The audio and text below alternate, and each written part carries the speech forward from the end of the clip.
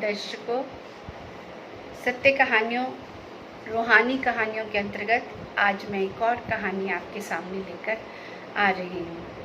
मुझे ये कहानियाँ सुनाते समय अपनी वो सारी स्मृतियाँ फिर से पुनः याद आ गई, जो मैं सुनते सुनते मेरे दिमाग में कहीं ना कहीं इकट्ठी होती जा रही थी। और बिल्कुल ये सत्य कहानियाँ, क्योंकि ये मैंने किसी अपनों के द्वारा किसी अपनों से ये कहानियाँ सुनी हुई हैं। अब मैं आपको जो कहानी सुनाने जा रही हूँ, इसका शीर्षक है कर्मों का फल। ये जो कहानी है, ये मैंने अपने पिता के एक मित्र से सुनी थी। वो एक ब्रिटिश कंपनी में काम करते थे और काफ़ी अच्छे ओहदे पर थे, ऑफिसर थे, और वो बहुत ही परिश्रमी भी थे। ये कहानियाँ उस समय की भी हैं जब हम सब एक परिवार की तरह रहा करते थे, और शायद वो प्यार जो है हमें एक परिवार में बांध देता है। वो जो मेरे अंकल थे, वो एक ब्रिटिश कंपनी में काम करते थे और ऑफिसर थे। कहते हैं कि वो बहुत ही अकेले रहते थे घर में, और जो कमाते थे वो अपने जो भी उनके सहायक थे, अगर किसी को कोई ज़रूरत है या कुछ वो है, वो उनकी मदद कर दिया करते थे, क्योंकि वो स्वयं एक बहुत ही संघर्ष भरा जीवन जीकर बड़े हुए थे। कहा जाता है कि वो अंकल जो थे, उनके माता पिता नहीं थे, और उन्होंने किसी ब्रिटिश के घर में पहले सहायक का काम किया, जो झाड़ू पोछा इस टाइप का काम। उसके बाद वो जो ब्रिटिशर था, उसकी अपनी कोई औलाद नहीं थी, तो उन्होंने उन्हें ड्राइवरी करना सिखाया। उन्होंने बोला कि तुम ये सीखो, और उन्होंने अपना उसको बेटा के समान ही माना था, और उन्हें पढ़ाया लिखाया और अपनी उस कंपनी में ही जॉब दिलवा दी, और वो एक ऑफिसर के ओहदे पे थे। इसीलिए उनकी जो त्याग की भावना या लोगों की मदद करने की भावना उनके अंदर बहुत थी। वो हमेशा दूसरों की मदद करते थे, किसी को कोई भी मदद चाहिए तो करते थे, कभी उन्होंने छोटा बड़ा नहीं देखा। तो वो अक्सर ऑफिस जब जाते थे तो अपने नीचे वाले वर्कर्स से हमेशा बातें किया करते थे, उनके सुख दुख पूछा करते थे। तो अक्सर किसी भी फैक्ट्री में या उसमें लंच टाइम में, या कंपनीज में भी लंच टाइम में अक्सर सब लोग इकट्ठे होकर लंच करते हैं, और उस समय बहुत सारी बातें सुनने में आती हैं। तो ये एक दिन की बात है, काफ़ी लोग जो लंच के समय काम कर रहे थे, वो अक्सर एक बूढ़े बाबा का जिक्र किया करते थे कि एक बूढ़ा बाबा आता है और वो रात में फाइट करता है, और वो अगर वो कोई गलत इंसान है तो वो बच नहीं सकता उसके हाथों। ऐसे करते करते रोज ये कहानी बढ़ती चली गई, एक के द्वारा दूसरे के पास, दूसरे के तीसरे के पास। तो इस तरह से ये अंकल के पास भी ये स्टोरी पहुंची। एक दिन ये वहाँ से गुजर रहे थे, तो सब लोग ये बातें कर रहे थे, तो ये भी वहाँ थोड़ी देर रुक गए, और इन्होंने पूछा क्या ऐसा क्या बातें कर रहे हो आप लोग? तो उन्होंने बोला कि आप आत्माओं में विश्वास करते हैं क्या? तो अंकल हंस के बोले, आत्मा कुछ नहीं होती है, भूत प्रेत कुछ नहीं होते, ये हमारी मन की भावनाएं हैं, जो हम सोचते हैं वही हम रात में देखते हैं। तो लोगों ने बोला नहीं, सही में रात के समय एक बहुत किसी एक मजदूर का नाम लेके बताए कि वो रात में झोपड़ी में सोया हुआ था, और वो बाबा 12 बजे के बाद उस झोपड़ी में आए और उसके पैरों के पास बैठ गए, और ये जैसे ही उठा वो इसको मारने लगे, और ये बहुत उनसे प्रश्न करता रहा, लेकिन उन्होंने इसकी एक नहीं सुनी, और उसको इतना मारा कि वो इंसान मर गया, और सुबह होते ही वो वहाँ से रूह गायब हो गई, और चारों तरफ शोर मच गया। लोग जब घर गए तो देखा कि वो मर चुका है। तो ये कहानी सुनते सुनते अंकल को लगा कि ये सब फालतू की बातें हैं, तो उन्होंने बोला सब लोग अपने अपने काम पे जाओ, ये सब फालतू की कहानियाँ फैलाओ मत, और वो हो सकता है उसको कोई बीमारी होगी और वो मर गया होगा रात में। ऐसी बातें कहने लगे, और बड़े कॉन्फिडेंस से इन्होंने सबको बुलाया, सबको समझाया, और बोला ये सब फालतू की बातें मत किया करो। और इस तरह से ये रात के समय, जैसा कि पहले बताया, कि वो अकेले घर में थे और उस टाइम पे जो इन लोगों को जो बैंगलो मिले हुए थे वो ऊपर जो छतें हुआ करती थी, छत के ऊपर जो खपरेल टाइप, मतलब उस टाइप का ऐसे घर बना हुआ इनको मिला था और काफ़ी बड़ा घर था। ये रूम में सोए हुए थे और रात और ऐसे ही सोने के पहले इनके मन में वो बातें भी घूम रही थी, पर इन्होंने सोचा फालतू की बातें हैं, ऐसा लोग क्यों, ये अनएजुकेटेड हैं शायद, या शायद फालतू की बातें फैला रहे हैं, ये गलत बात है। और ये सो गए। सोते समय, रात के समय इनको ऐसे महसूस हुआ कि कोई इनके कमरे में है।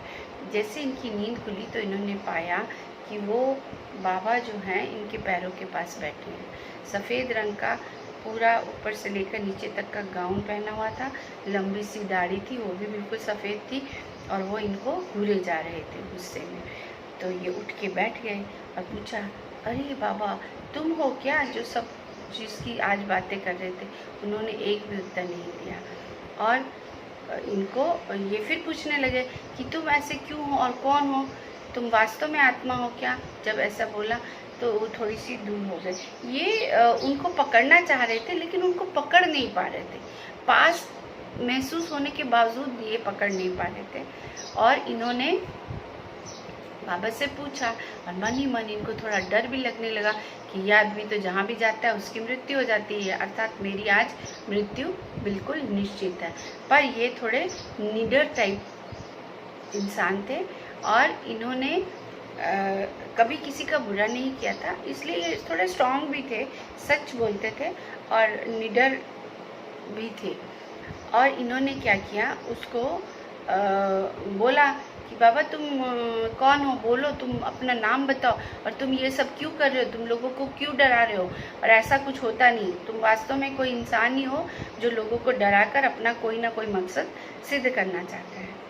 तब भी वो बाबा मूक खड़े रहे और उन्होंने यकायक इनको अनायास ही मारना शुरू कर दिया और इतना मारा कि ये उसको मारने जाते, वो तो थोड़ा दूर हो जाता और फिर ये मारता, इनको खूब मारता।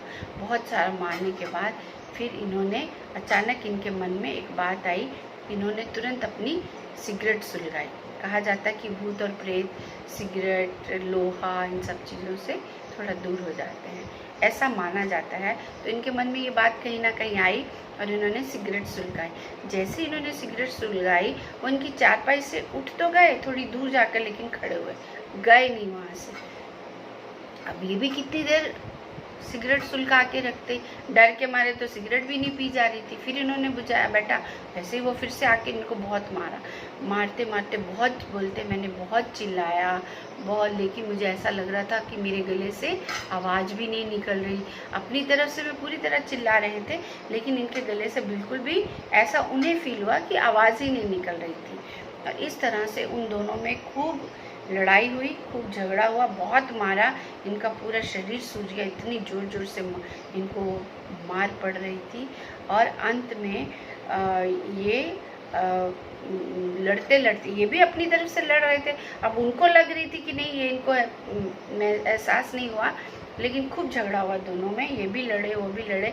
आखिर ये थक कर बैठ गए और इन्होंने बोला, बाबा तुमने मेरी जान लेनी है ले लो, लेकिन अब मैं थक गया हूँ, मैं तुमसे लड़ नहीं सकता और मैंने ऐसा कुछ भी काम नहीं किया जो तुम मुझे मारने के लिए आए हो। और दूसरी बात है, मैं अपनी तरफ से ऐसा कोई काम नहीं करता हूँ और मैं इन सब चीज़ों पे विश्वास नहीं करता था, इसलिए मैंने ये बात बोली थी।